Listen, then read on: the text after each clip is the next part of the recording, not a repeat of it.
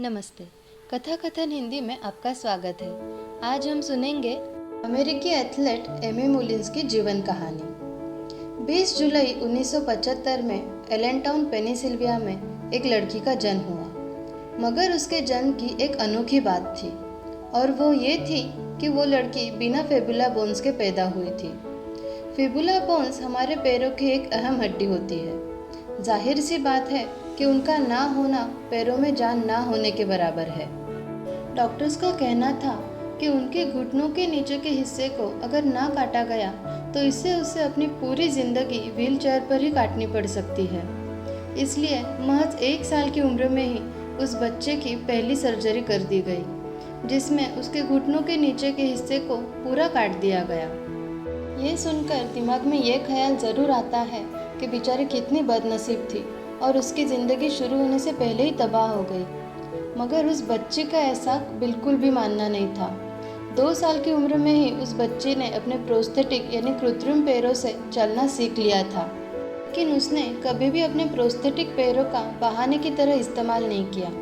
बचपन से ही उसे स्पोर्ट्स और एक्टिंग का शौक था और जब भी कोई उसे अपाहिज या डिसेबल कहता तो उसका हमेशा यही जवाब आता था कि मैं कोई अपाहिज नहीं हूँ।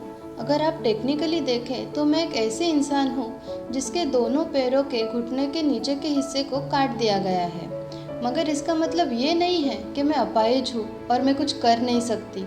ये कमी ना ही मुझे कुछ करने से रोक सकती है और ना ही मेरे जज्बे को कम कर सकती है। अपनी बात इन्होंने सच कर दिखाई।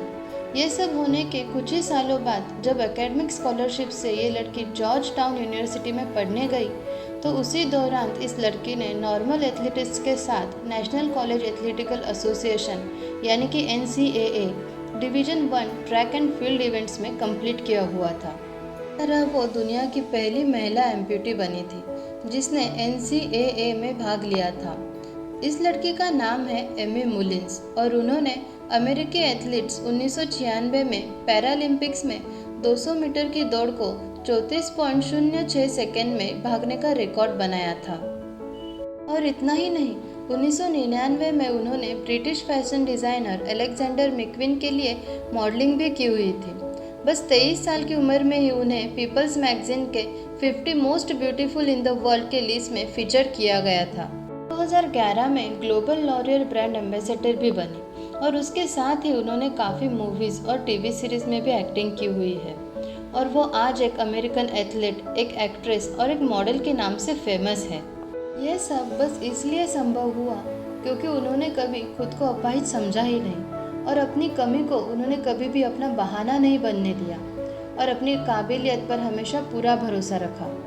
हम ज़रा सी बात पर हार मान लेते हैं और ज़रा सी मुश्किलें आने पर बहाने मारने लगते हैं और हम कहते रहते हैं कि अरे मैं तो इसलिए नहीं कर पाया क्योंकि ये प्रॉब्लम हो गई थी, मेरी ज़िंदगी में ये कमी आ गई थी और मेरी तकदीर खराब हो गई थी। दोस्तों, तकदीर एक लिफ्ट की तरह है जिसकी कोई गारंटी नहीं है कि जिसका दरवाज़ा कब खुलेगा या बंद होगा, और अगर खुला भी तो आपको उसमें जाने की जगह मिलेगी या नहीं इसकी कोई गारंटी नहीं।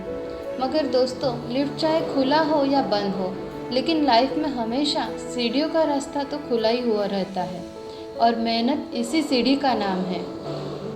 तकदीर यानी किस्मत का लिफ्ट आपके लिए हमेशा बंद क्यों ना हो, लेकिन मेहनत की सीढ़ी आपके लिए हमेशा खुली हुई रहती है। तकदीर के लिफ्ट के मुकाबले मेहनत की सीढ़ियों पर चढ़ते वक्त आपको ज़्यादा तकलीफ होगी और वक्त भी ज़्यादा लग सकता है, लेकिन अंत में आपको सफलता ज़रूर मिलेगी। दोस्तों, एक ऐसी लड़की जिसकी किस्मत में ढंग से चलना भी नहीं लिखा था, उसने अपनी मेहनत की दम पर पैरालंपिक्स की दौड़ में वर्ल्ड रिकॉर्ड बनाया और अपने जुनून से नामुमकिन को भी मुमकिन कर दिखाया। वो कर दिखाया जो नॉर्मल चलता फिरता इंसान भी नहीं कर पाए। उसने अपनी मेहनत और जुनून से अपनी किस्मत को बदल डाला। तो दोस्तों, ये आप पर निर्भर है कि आप अपने तकदीर के खुलने का इंतज़ार करें और अगर ना खुले तो ज़िंदगी भर उसे कोसते रहे या फिर मेहनत की सीढ़ी पकड़कर धीरे धीरे अपनी मंजिल की तरफ बढ़ना शुरू करें और एक दिन एक सफल इंसान बन जाए। मेहनत या तकदीर, फैसला आपका है। ऐसे ही बोधपर और रोचक कहानियाँ सुनने के लिए कथा कथन हिंदी को ज़रूर सब्सक्राइब करें।